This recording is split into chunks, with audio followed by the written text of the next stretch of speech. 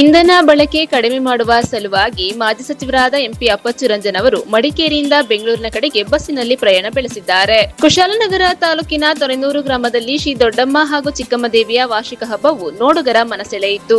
ವಿಜಯನಗರ ಜಿಲ್ಲೆಯ ಕೂಡ್ಲಿಗಿ ತಾಲೂಕಿನ ಕಾನಹೊಸಳ್ಳಿ ವಿದ್ಯಾನಿಕೇತನ ಶಾಲಾ ಆವರಣದಲ್ಲಿ ಉಚಿತ ಆರೋಗ್ಯ ತಪಾಸಣಾ ಶಿಬಿರ ಹಮ್ಮಿಕೊಳ್ಳಲಾಗಿತ್ತು.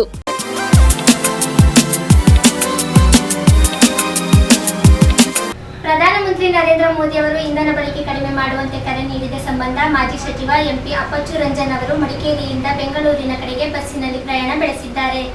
ಯುದ್ಧ ಕಾರಣದಿಂದ ತೈಲ ಅಭಾವ ಸೃಷ್ಟಿಯಾಗಿರುವ ಕಾರಣ ಪ್ರಧಾನಿ ಮೋದಿಯವರ ಕರೆಯಂತೆ ಇಂಧನ ಹಾಗೂ ಗ್ಯಾಸ್ ಮಿತ ಬಳಕೆಗೆ ಮಾಜಿ ಶಾಸಕ ಅಪ್ಪಚ್ಚು ರಂಜನ್ ಕರೆ ನೀಡಿದ್ರು. ಇಂಧನ ಉಳಿತಾಯ ದೃಷ್ಟಿಯಿಂದ ಅವರು ಪತ್ನಿ ಸಹಿತರಾಗಿ ಕಾರಿನ ಬದಲಾಗಿ ಸಾರಿಗೆ ಬಸ್ನಲ್ಲಿ ಬೆಂಗಳೂರಿಗೆ ಪ್ರಯಾಣ ಕೈಗೊಂಡಿದ್ದಾರೆ. ಈ ಸಂದರ್ಭ ಕುಶಾಲನಗರ ಸಾರಿಗೆ ನಿಲ್ದಾಣದಲ್ಲಿ ಮಾಧ್ಯಮದವರೊಂದಿಗೆ ಮಾತನಾಡಿದರು. ಸಾರ್ವಜನಿಕರು ಇಂತಹ ಪರಿಸ್ಥಿತಿಯಲ್ಲಿ ಧೃತಿಗೆಡದೇ ಇರುವ ಸಂಪನ್ಮೂಲಗಳನ್ನ ಅನಾವಶ್ಯಕ ಪೋಲು ಮಾಡದೆ ಸಮರ್ಪಕ ಬಳಕೆಗೆ ಚಿಂತನೆ ಹರಿಸಬೇಕಿದೆ. ಪ್ರತಿ ತಿಂಗಳು ನನಗೆ ವೈಯಕ್ತಿಕ 1,000 ಲೀಟರ್ ಪೆಟ್ರೋಲ್, ಡೀಸೆಲ್ ಅಗತ್ಯವಿದ್ದು ಅದನ್ನ ತಾನು 500 ಲೀಟರ್ಗೆ ಇಳಿಸಲು ನಿರ್ಧರಿಸಿದ್ದು ದೂರದ ಪ್ರದೇಶಗಳಿಗೆ ಬಸ್ನಲ್ಲಿ ಸಂಚರಿಸಲು ತೀರ್ಮಾನಿಸಿರುವುದಾಗಿ ತಿಳಿಸಿದರು. ಇದೇ ಸಂದರ್ಭ ಬಿಜೆಪಿ ಮುಖಂಡರು ಇದ್ದರು.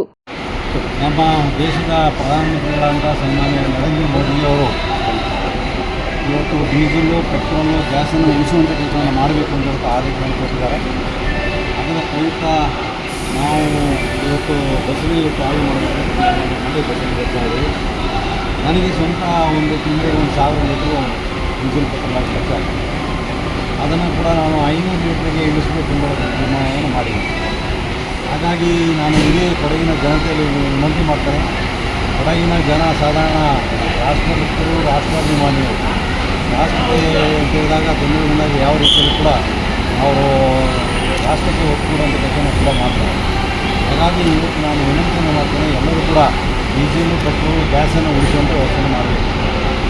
ಇವತ್ತು ತಮಗೆ ಗೊತ್ತಿದ್ದಾಗ ಇಡೀ ಪ್ರಪಂಚದಲ್ಲಿ ಕೂಡ ವಾರ್ ನಡೆಯೋದ್ರಿಂದ ಈ ಡೀಸೆಲ್, ಪೆಟ್ರೋಲ್ಗೆ ಕೊರತೆ ಆಗಿದೆ. ನಮ್ಮ ದೇಶದಲ್ಲೇ ಪ್ರೊಡ್ಯೂಸ್ ಮಾಡೋದಿದ್ದರೆ ಸನ್ಮಾನ್ಯ ನರೇಂದ್ರ ಮೋದಿಜಿಯವರು 18 ಗಂಟೆ ಕೆಲಸ ಮಾಡ್ತಾರೆ, ಇನ್ನೂ 2 ಗಂಟೆ ಜಾಸ್ತಿ 20 ಗಂಟೆ ಮಾಡ್ಬೋದು. ಹಾಗಾಗಿ ನಮ್ಮ ದೇಶದಲ್ಲಿ ಸಿಗೋದಿಲ್ಲ ಪೆಟ್ರೋಲ್, ಡೀಸೆಲ್. ಹಾಗಾಗಿ ಪೆಟ್ರೋಲ್, ಡೀಸೆಲ್ನ ಉಳಿತಾಯ ಮಾಡೋದನ್ನು ನಾವು ಮಾಡಲೇಬೇಕಾಗ್ತದೆ. ಆ ನಿಟ್ಟಿನಲ್ಲಿ ನಾವು ಬೆಂಗಳೂರಿಗೆ ನಾನು ನಮ್ಮ ಸ್ನೇಹಿತರು ಎಲ್ಲರೂ ಸೇರಿ ಬೆಂಗಳೂರಿಗೆ ಬಸ್ಸಲ್ಲಿ ಹೋಗುವಂಥ ವ್ಯವಸ್ಥೆ ಮಾಡ್ತಾಯಿದ್ದೀವಿ. ಇನ್ನು ಮುಂದೆ ಕೂಡ ಪ್ರತಿ ವಾರ ನಾನು ಬೆಂಗಳೂರು ಬಸ್ಸಲ್ಲೇ ಹೋಗೋದಕ್ಕೆ ಮಾಡ್ತೀನಿ. ಧನ್ಯವಾದ. ಜನರಿಗೆ ಸಂದೇಶ ಅಂತಂದರೆ ನಮ್ಮ ಪ್ರಧಾನಮಂತ್ರಿ ನರೇಂದ್ರ ಮೋದಿಯವರು ಕೊಟ್ಟಂಥ ಕಾಲನ್ನು ನಾವೆಲ್ಲರೂ ಉಪಯೋಗಿಸ್ಕೋಬೇಕು. ಕಾರಲ್ಲಿ ಹೋಗೋದ್ರಿಂದ ಕೂಡ ದೂರದ ವೇಳೆ ವ್ಯವಸ್ಥೆಯನ್ನು ಮಾಡುವಂಥ ವ್ಯವಸ್ಥೆ ಕೂಡ ಮಾಡಬೇಕು. ಒಂದೇ ಕಾರಲ್ಲಿ 5 ಜನ ಹೋಗಬೇಕು ಮತ್ತು ಎಲ್ಲರೂ ಕೂಡ ಬಸ್ಸಲ್ಲಿ ಟ್ರಾವೆಲ್ ಮಾಡುವಂಥ ವ್ಯವಸ್ಥೆ ಮಾಡಿ ಡೀಸೆಲ್, ಪೆಟ್ರೋಲ್ನ ಉಳಿತಾಯ ಮಾಡಿ ನಮ್ಮ ದೇಶಕ್ಕೆ ಉಳಿತಾಯವನ್ನು ಮಾಡುವಂಥ ಕೆಲಸ ಮಾಡಬೇಕು ಅಂತ. ನ್ಯೂಸ್ ಸಂಗಮಕ್ಕಾಗಿ doctor H M Raghukoti, Kushalnagar. Mysuru ಜಿಲ್ಲೆಯ ಪಿರಿಯಾಪಟ್ಟಣ ತಾಲೂಕಿನ ಚೆನ್ನಕೇಶವಪುರ ಗ್ರಾಮದಲ್ಲಿ ದೊಡ್ಡಮ್ಮ ಹಾಗೂ ಚಿಕ್ಕಮ್ಮ ದೇವಿಯ ಜಾತ್ರಾ ಮಹೋತ್ಸವವು ಅದ್ದೂರಿಯಾಗಿ ನಡೆಯಿತು.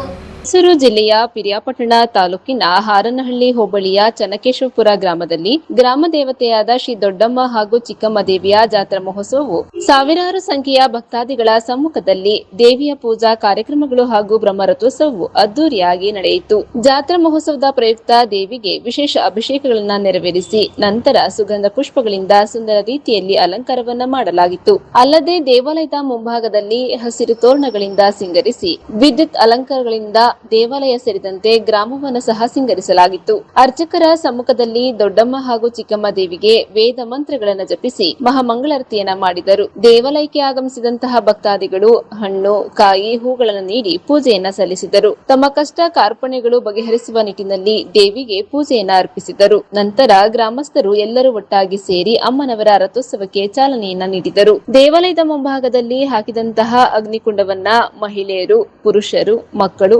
ಪೂಜೆಯನ್ನ ಸಲ್ಲಿಸಿ ಅಗ್ನಿಕುಂಡವನ್ನ ಹಾಯ್ದರು. ಈ ಜಾತ್ರಾ ಮಹೋತ್ಸವಕ್ಕೆ ಅಕ್ಕಪಕ್ಕದ ಹಳ್ಳಿಗಳಿಂದಲೂ ಜನರು ಆಗಮಿಸಿದ್ದರು. ಅಮ್ಮನವರ ಪೂಜೆ, ರಥೋತ್ಸವ ಎಲ್ಲವನ್ನ ನೋಡಿ ಕಣ್ಣು ತುಂಬಿಕೊಂಡು ಪಾವನರಾದರು.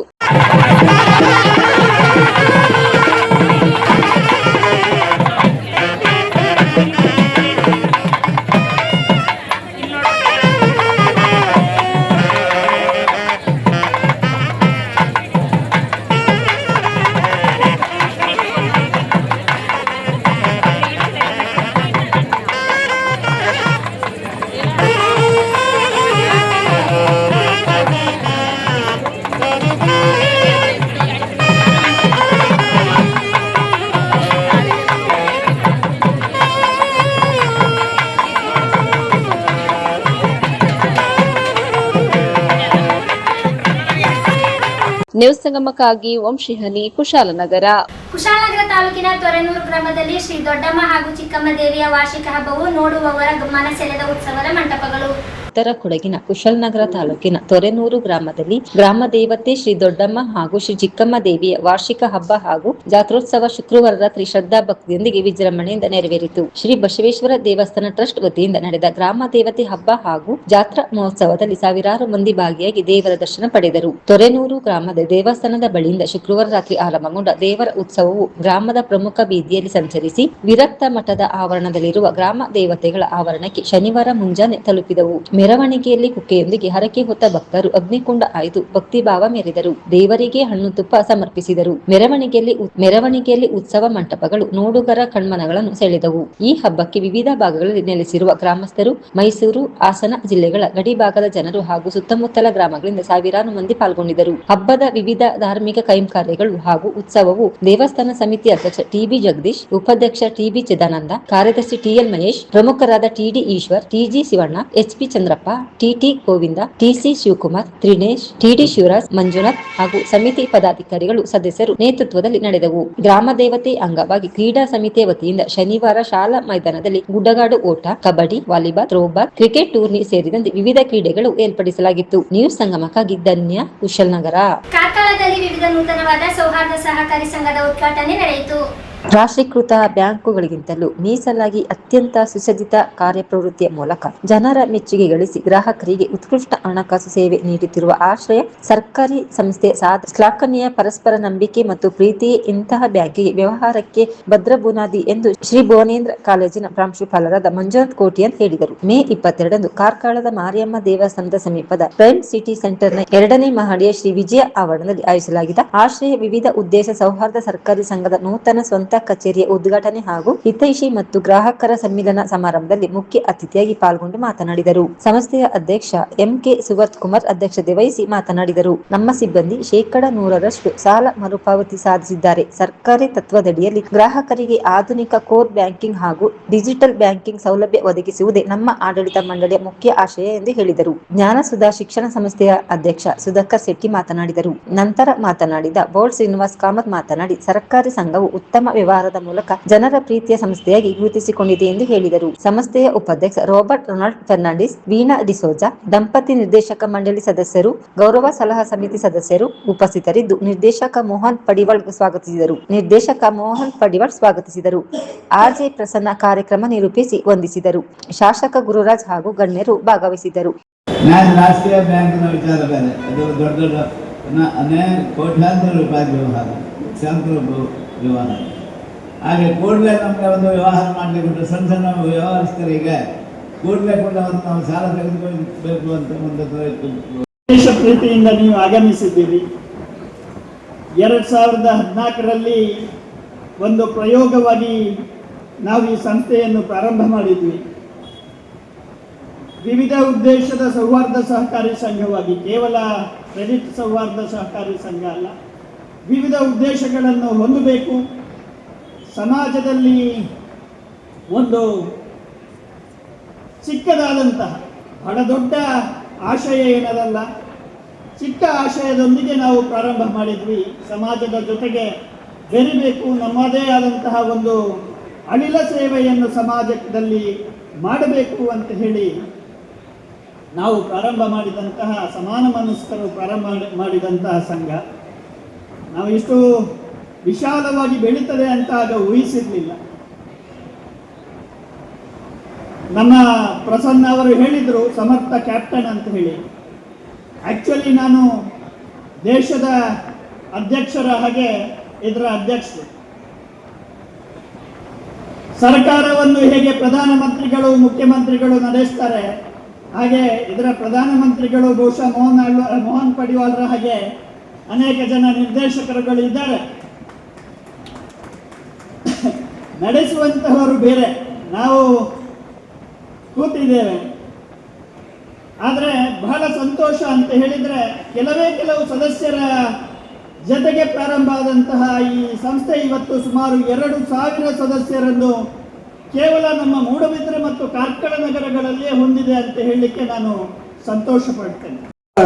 ಅದರಲ್ಲಿ ಮುಸ್ಲಿಮರು ಬಹಳ ಚೆನ್ನಾಗಿ ಹೇಳಿದ್ದಾರೆ. ಆದರೆ ನನಗೊಂದು ಮಾತು ಹೇಳಲಿಕ್ಕಿದೆ, ನಮ್ಮ ಕಾರ್ಕಳ ಆರ್ಥಿಕತೆಗೆ ಬಹಳ ದೊಡ್ಡ ಕೊಡುಗೆ ಕೊಟ್ಟಿದೆ. ಅದಕ್ಕೆ ಕಾರಣ ಯಾರು ಅಂತ ಹೇಳಿದ್ರೆ ದಾಮೋದರ ಗಿಣಿ ಅವರು ಗೋವೇಂದ್ರದಿಂದ B.Com ಮಾಡಿದಂಥ ಎಲ್ಲರೂ ಸಿಂಡಿಕೇಟ್ ಬ್ಯಾಂಕ್ ವಿವಿಧ ಬ್ಯಾಂಕಿನಲ್ಲಿ ಇದ್ದುಕೊಂಡು ಬಹಳ ಒಳ್ಳೆಯ ಉದ್ಯೋಗಿಗಳಂತೂ ಎನಿಸಿಕೊಂಡಿದ್ದಾರೆ. ಕಾರ್ಕಳದಿಂದ ಬ್ಯಾಂಕಿಂಗ್ ಸೆಕ್ಟರ್ಗೆ ಹೋದಂಥ ಒಂದು ಸಂದರ್ಭವನ್ನು ನೆನಪಿಸಿಕೊಂಡಾಗ ಗೋವೇಂದ್ರ ಕಾಲದಲ್ಲಿ ನಾವು ಓದಿದ್ದು ಸಾರ್ಥಕ ಅಂತ ಅನ್ನಿಸ್ತದೆ. ಸೂರತ್ ಕುಮಾರ್ ಅವರು ಕರೆದಾಗ ನಾನು ಇಂಥ ಕಾರ್ಯಕ್ರಮಕ್ಕೆ ಯಾಕೆ ಬರ್ತೇನೆ ಅಂತ ಹೇಳಿದ್ರೆ MK ಅನ್ನೋ ಹೆಸರು ನಮ್ಮ ಹೃದಯಕ್ಕೆ ಬಹಳ ಹತ್ತಿರ. MK ವಿಜಯ್ ಕುಮಾರ್ ಅನ್ನು ನೆನಪು ಮಾಡಿದಂಥ ಕಾರ್ಯಕ್ರಮ ಅದು ಕಾರ್ಯಕ್ರಮ ಅಲ್ಲ ಅಂತ ನಾನು ತಿಳ್ಕೊಳ್ಳೋದು. ಒಂದು ನ್ಯಾಯಶಾಸ್ತ್ರದ ಎನ್ಸೈಕ್ಲೋಪೀಡಿಯಾ ಅವರು, ನಡೆದಾಡುವ ಜೀವ ಕೋಶ ಅಂತ ಹೇಳ್ಬೋದು ಅವರು. ಅಂತ ಒಂದು ದೊಡ್ಡ ವ್ಯಕ್ತಿತ್ವದ MK ಕುಮಾರ್ ಹೆಸರು, ವಿಜಯ್ ಕುಮಾರ್ ಅವರ ಹೆಸರು ಎಲ್ಲಿದೆಯಾ ಅಲ್ಲೆಲ್ಲ ನಾವು ಹೋಗ್ತೇವೆ. ನನ್ನ ಬದುಕಿನಲ್ಲಿ ನಾನು ಶಿಕ್ಷಣ ಪಡೆಯುವ ದಿನಗಳಿಂದಲೂ ನಮಗೆ ಎರಡು ಹೆಸರು ಬಹಳ ಎತ್ತರದಲ್ಲಿ ನಾವು ನೋಡುವಂಥ ಹೆಸರು. ಒಂದು MK ವಿಜಯ್ ಕುಮಾರ್, ಮತ್ತೊಂದು ಪ್ರಭಾಕರ್ ಕಾಮತ್. ಯಾಕೆ ಅಂತ ತಿಳಿದವರಿಗೆ ಗೊತ್ತಿದೆ. ಆ ದೇಶ ಕಟ್ಟುವಂತಹ ಆ ಒಂದು ವ್ಯವಸ್ಥೆಯಲ್ಲಿದ್ದುಕೊಂಡು ಅವರ ಮಗನಾದ MK ಸೂರತ್ ಕುಮಾರ್ ಅವರ ಟೀಮ್ ಹಿಡ್ಕೊಂಡು ಒಂದು ಒಳ್ಳೆಯ ಕಾರ್ಯಕ್ರಮ ಮಾಡಿದ್ದಾರೆ. ನನಗೆ ಹೇಳಿದ್ದಿರೋದಿಷ್ಟೇ, ಮಂಜುನಾಥ್ ಕೋಟಿ ಅಂದ್ರಷ್ಟು ನನಗೆ ಆರ್ಥಿಕತೆ ಅರ್ಥ ಆಗದಿದ್ರು ನನಗೆ 300 ಕೋಟಿ ಅಂದ್ರೆ ಏನಂತ ಅರ್ಥ ಆಗ್ತದೆ. 300 ಕೋಟಿ ಅರ್ಥ ಆಗುತ್ತೆ ನನಗೆ, ಅದಕ್ಕೆ ಎಷ್ಟು ಸೊನ್ನೆ ಉಂಟು ಅಂದ್ರೆ ನನಗೆ ಗೊತ್ತಾಗುತ್ತೆ. ಮತ್ತೆ 0 NPA ಅಂದ್ರೆ ಅದು ಅರ್ಥ ಆಗುತ್ತೆ ನನಗೆ. 100% ರಿಕವರಿ ಅದು ಅರ್ಥ ಆಗುತ್ತೆ. 100% ಡಿವಿಡೆಂಡ್ ಅದು ಅರ್ಥ ಆಗುತ್ತೆ. ಇದು 4ರಿಂದ ಬಹುಶಃ ನನಗೆ ಅನಿಸುತ್ತೆ ಆಶಯ ಎಲ್ಲರ ಬದುಕಿನ ಆಶಯವಾಗಿ ಮುಂದುವರಿತದೆ ಅಂತ ತಿಳ್ಕೊಳ್ತೇನೆ. ಹಿಂದೆ ಪ್ರಾರಂಭಗೊಂಡಂಥ ಈ ಹಣಕಾಸಿನ ವ್ಯಾವಹಾರಿಕ ಸಂಸ್ಥೆ ಯಾವುದೇ ಬಾಲಕರ ಪೀಡೆಗೆ ಒಳಗಾಗದೆ ಸುಮಾರು 12 ವರ್ಷಗಳಲ್ಲೇ ನ್ಯಾಷನಲೈಸ್ಡ್ ಬ್ಯಾಂಕ್ಗಳಿಗಿಂತ ಜಾಸ್ತಿ ತನ್ನ ಕಾರ್ಯಪ್ರವೃತ್ತಿಯನ್ನು ಮಾಡಿಕೊಂಡು ಇವತ್ತು ಶ್ರೀ ವಿಜಯ ಅನ್ನೋ ಒಂದು ತನ್ನದೇ ಆದ ಬಿಲ್ಡಿಂಗ್ ಮತ್ತು ಇಲ್ಲಿರುವಂಥ ಎಲ್ಲ ವ್ಯವಸ್ಥೆಗಳನ್ನು ಕಸ್ಟಮರ್ಸ್ಗೆ ಪರಿಚಯಿಸುವ ನಿಟ್ಟಿನಲ್ಲಿ ಪ್ರೀತಿಯ ಸಮ್ಮಿಲನ ಕಾರ್ಯಕ್ರಮವನ್ನು ಹಮ್ಮಿಕೊಂಡಿದೆ. ಇದು ಸಮ್ಮಿಲನ ಕಾರ್ಯಕ್ರಮ, ಪ್ರೀತಿಯ ಕಾರ್ಯಕ್ರಮ ಮತ್ತು ನಂಬಿಕೆಯ ಸಮ್ಮಿಲನ. ನ್ಯೂಸ್ ಸಂಗಮಕ್ಕಾಗಿ ಅರುಣ್ ಭಟ್, ಕಾರ್ಕಳ. ವಿಜಯನಗರ ಜಿಲ್ಲೆಯ ಕೂಡ್ಲಿಗಿ ತಾಲೂಕಿನ ಕಾನಹೊಸಳ್ಳಿಯ ವಿದ್ಯಾನಿಕೇತನ ಶಾಲಾವರಣದಲ್ಲಿ ಉಚಿತ ಆರೋಗ್ಯ ತಪಾಸಣಾ ಶಿಬಿರ ನಡೆಯಿತು. ವಿಜಯನಗರ ಜಿಲ್ಲೆ ಕೂಡ್ಲಿಗಿ ತಾಲೂಕಿನ ಕಾನಹೊಸಳ್ಳಿಯ ವಿದ್ಯಾನಿಕೇತನ ಆವರಣ ಕೂಡ್ಲಿಗಿ ಮಾಜಿ ಶಾಸಕರು ಹಾಗೂ ದಿವಂಗತರು ಆದ NT ಬೋಪಣ್ಣನವರು ಸ್ಮರಣಾರ್ಥವಾಗಿ ಅವರ ಪುತ್ರ ಹಾಗೂ ಕ್ಷೇತ್ರದ ಹಾಲಿ ಶಾಸಕರ ಡಾಕ್ಟರ್ NT ಶ್ರೀನಿವಾಸ್ ರವರು ಮೇ 24ರಂದು ತುಮಕೂರಿನ ಅಕ್ಷರ ಐ ಫೌಂಡೇಶನ್ ಕಣ್ಣಿನ ಆಸ್ಪತ್ರೆ ಹಾಗೂ ದಿವಂಗತರು ಹಾಗೂ ಮಾಜಿ ಶಾಸಕ NT ಬೋಪಣ್ಣನವರ ಅಭಿಮಾನಿಗಳ ಬಳಗ ಹಾಗೂ ಶಾಸಕರಾದ ಡಾಕ್ಟರ್ NT ಶ್ರೀನಿವಾಸ್ ಅಭಿಮಾನಿ ಬಳಗದ ಸಹಯೋಗದಲ್ಲಿ ಸಾರ್ವಜನಿಕರಾಗಿ ಉಚಿತ ಕಣ್ಣಿನ ತಜ್ಞರಿಂದ ಕಣ್ಣು ತಪಾಸಣಾ ಶಿಬಿರ ಹಾಗೂ ವಿವಿಧ ತಜ್ಞ ವೈದ್ಯರಿಂದ ಆರೋಗ್ಯ ತಪಾಸಣಾ ಶಿಬಿರ ಆಯೋಜಿಸಿದರು. ಈ 500 ಜನರಿಗೂ ಶಾಸಕರು ಉಚಿತವಾಗಿ ಕಣ್ಣಿನ ಪೊರೆ ಶಸ್ತ್ರಚಿಕಿತ್ಸೆಯನ್ನು ದೊರಕಿಸಿಕೊಡಲಿದ್ದಾರೆ ಮತ್ತು ಅವರೆಲ್ಲರಿಗೂ ಉಚಿತವಾಗಿ ಅಗತ್ಯ ಔಷಧ ಚಿಕಿತ್ಸೆ ಸೇವೆ ನೀಡಲಿದ್ದಾರೆ. ಶಿಬಿರದಲ್ಲಿ ತಪಾಸಣೆಗೊಳಗಾದ ಸಾವಿರಾರು ಜನರಿಗೆ ಅಗತ್ಯವಿರುವ ಉಚಿತ ಔಷಧ ಹಾಗೂ ಚಿಕಿತ್ಸಾ ನೆರವನ್ನು ಶಾಸಕರು ನೀಡಿದ್ದಾರೆ. ಬೆಳಗಿನ ಉಪಹಾರ ಹಾಗೂ ಮಧ್ಯಾಹ್ನದ ಭೋಜನ ವ್ಯವಸ್ಥೆಯನ್ನು ಶಾಸಕರಾದ ಡಾಕ್ಟರ್ NT ಶ್ರೀನಿವಾಸ್ ರವರು ವ್ಯವಸ್ಥೆ ಮಾಡಿದರು. ಕಾನಹೊಸಳ್ಳಿ ಗ್ರಾಮ ಹಾಗೂ ಗ್ರಾಮ ಪಂಚಾಯಿತಿ ವ್ಯಾಪ್ತಿಯ ಜನರು ಮತ್ತು ತಾಲೂಕಿನ ನೆರೆಹೊರೆ ತಾಲೂಕುಗಳಿಂದ ಆಗಮಿಸಿದ ಸಾವಿರಾರು ಜನರು ಶಿಬಿರದಲ್ಲಿ ಭಾಗವಹಿಸಿ ಸದುಪಯೋಗ ಪಡೆದುಕೊಂಡರು. NT ಬೋಪಣ್ಣನವರನ್ನು ಸ್ಮರಿಸುತ್ತಾ ವೇದಿಕೆ ಮೇಲೆ ಆಸೀನರಾಗಿರ್ತಕ್ಕಂಥ ಎಲ್ಲ ಗಣ್ಯಮಾನ್ಯರಿಗೆ, ಹಿರಿಯರಿಗೆ ಮತ್ತು ನಮ್ಮ ಹಿತೈಷಿಗಳಿಗೆ ಧನ್ಯವಾದಗಳು ತಿಳಿಸುತ್ತಾ, ವಿಶೇಷವಾಗಿ ಇವತ್ತು ಕೇವಲ 48 ಗಂಟೆ ಒಳಗೆ ನಾವು ಇಲ್ಲೊಂದು ಕ್ಯಾಂಪ್ ಮಾಡ್ತೀವಿ ಅಂತೇಳಿ ಒಂದು ಘೋಷಣೆ ಮಾಡಿದ್ದ ದಿವಸದಲ್ಲಿ ಇಷ್ಟೊಂದು ಜನ ನೋಡಿ, ಯಾರು ಇಲ್ಲಿ ಸುಮ್ಮನೆ ಕ್ಯಾಂಪ್ ಮಾಡ್ತಾರೆ ಏನೋ ಬರ್ತಾರೆ ಅಂತ ಬಂದಿಲ್ಲ. ಎಲ್ಲ ನಿಜವಾದ ತುಂಬ ಅವಶ್ಯಕತೆ ಇರೋಂಥ ಆರೋಗ್ಯ ಸೇವಿಸುವಂಥ ಸಾವಿರಾರು ಜನ ಇಲ್ಲಿ ಬಂದಿದ್ದೀರಾ. ಸೊ ಇನ್ನು ಹೆಚ್ಚಿನ ಈ ಸಮಯ ವಹಿಸಿದ ಈಗಾಗಲೇ ಸಮಯ ಆಗಿದೆ. ನಿಮಗೆಲ್ಲ ಗೊತ್ತಿದೆ, ಇದೇನು ಹೊಸದಲ್ಲ. ಈಗಾಗಲೇ 50ಕ್ಕೂ ಹೆಚ್ಚು ಕ್ಯಾಂಪ್ಗಳು ಮಾಡಿದ್ದೀವಿ, ಸಾವಿರಾರು ಜನಕ್ಕೆ ಚಿಕಿತ್ಸೆ ಕೊಟ್ಟಿದ್ದೀವಿ. ಅದೇ ರೀತಿ ಇವತ್ತು ಕೂಡ ಎಲ್ಲ ಉಚಿತವಾಗಿ ಔಷಧಿ ಕೊಡೋಂಥದ್ದು ಮತ್ತು ರಾಜ್ಯದ ಮತ್ತು ದೇಶದ ಅಂತಾರಾಷ್ಟ್ರೀಯ ಮಟ್ಟದ ಉತ್ತಮ ವೈದ್ಯರ ತಂಡ ಇವತ್ತು ಹೊಸಳ್ಳಿಗೆ ನಮ್ಮ ಆತ್ಮೀಯರಾದಂಥ ಶಶಿನವರ ಇವತ್ತು ಅವ್ರ ಶಾಲೆಯಲ್ಲಿ ಇವತ್ತೊಂದು ಅತ್ಯದ್ಭುತವಾಗಿ ಏರ್ಪಡಿಸಕ್ಕಂಥ ಉಚಿತ ಆರೋಗ್ಯ ಶಿಬಿರ ಎಲ್ಲರನ್ನು ಸದುಪಯೋಗ ಪಡಿಸ್ಕೊಳ್ಬೇಕಂತೇಳಿ ವಿನಂತಿಸುತ್ತಾ, ಮತ್ತು ಕೆಲವು ಕಾಯಿಲೆಗಳಿಗೆ ಒಂದು ಮಾತ್ರೆಯಿಂದ ಒಂದು ಔಷಧಿಯಿಂದ ಗುಣ ಆಗೋದಿಲ್ಲ. ಅದಕ್ಕೆ ಸ್ಕ್ಯಾನಿಂಗ್ ಆಗಿರ್ಬೋದು, ರಕ್ತ ಪರೀಕ್ಷೆ ಆಗಿರ್ಬೋದು, ಮತ್ತು ಇನ್ನೂ ಏನಾದರೂ ವಿಶೇಷ ಒಂದು ಚಿಕಿತ್ಸೆಗಳು ಮತ್ತು ಇನ್ನೊಂದು ಬೇರೆ ಡಾಕ್ಟರ್ಸ್ದು ಒಂದು ಕನ್ಸಲ್ಟೇಷನ್ ಒಪಿನಿಯನ್ ಬೇಕಾಗ್ತದೆ. ಅಂಥದನ್ನ ನಾವೆಲ್ಲ ಬರ್ಕೊಳ್ತೀವಿ. ಸರಿಯಾದ ಫೋನ್ ನಂಬರನ್ನು ನೀವು ದಯವಿಟ್ಟು ಕೊಡಬೇಕಂತೇಳಿ ನಿಮ್ಮೆಲ್ಲರಿಗೂ ಮನವಿ.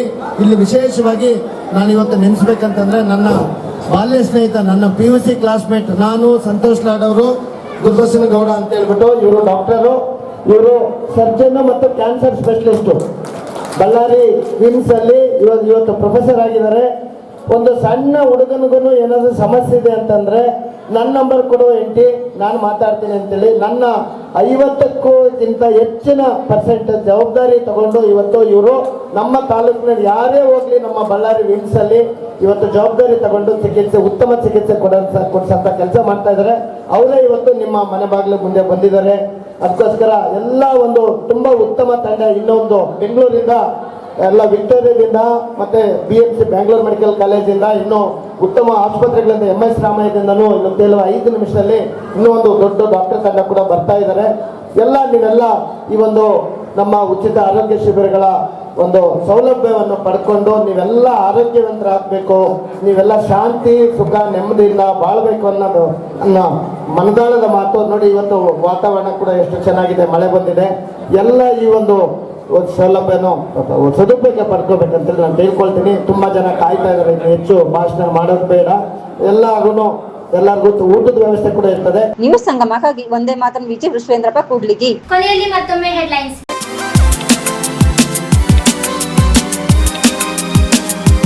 ಇಂಧನ ಬಳಕೆ ಕಡಿಮೆ ಮಾಡುವ ಸಲುವಾಗಿ ಮಾಜಿ ಸಚಿವರಾದ MP ಅಪ್ಪಚ್ಚು ರಂಜನ್ ಅವರು ಮಡಿಕೇರಿಯಿಂದ ಬೆಂಗಳೂರಿನ ಕಡೆಗೆ ಬಸ್ಸಿನಲ್ಲಿ ಪ್ರಯಾಣ ಬೆಳೆಸಿದ್ದಾರೆ. ಕುಶಾಲನಗರ ತಾಲೂಕಿನ ತೊರೆನೂರು ಗ್ರಾಮದಲ್ಲಿ ಶ್ರೀ ದೊಡ್ಡಮ್ಮ ಹಾಗೂ ಚಿಕ್ಕಮ್ಮ ದೇವಿಯ ವಾರ್ಷಿಕ ಹಬ್ಬವು ನೋಡುಗರ ಮನಸೆಳೆಯಿತು. ವಿಜಯನಗರ ಜಿಲ್ಲೆಯ ಕೂಡ್ಲಿಗಿ ತಾಲೂಕಿನ ಕಾನಹೊಸಳ್ಳಿ ವಿದ್ಯಾನಿಕೇತನ ಶಾಲಾ ಆವರಣದಲ್ಲಿ ಉಚಿತ ಆರೋಗ್ಯ ತಪಾಸಣಾ ಶಿಬಿರ ಹಮ್ಮಿಕೊಳ್ಳಲಾಗಿತ್ತು.